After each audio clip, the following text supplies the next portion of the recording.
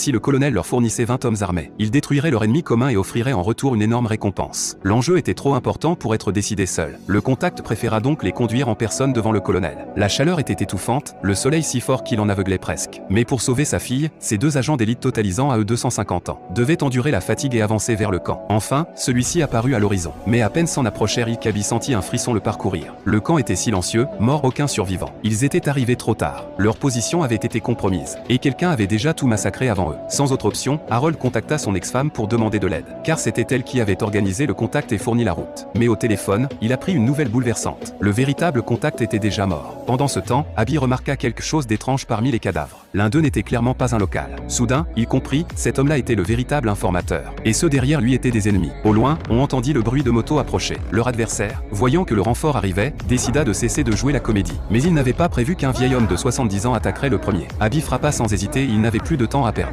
L'ennemi tenta de l'étrangler, mais Abby parvint à se dégager avec difficulté. Conscient que sa force déclinait et que d'autres arrivaient, il savait qu'il devait abréger le combat et neutraliser l'adversaire rapidement. Mais celui-ci le repoussa violemment. L'homme brandit un couteau, tandis qu'Abby ramassa une pierre.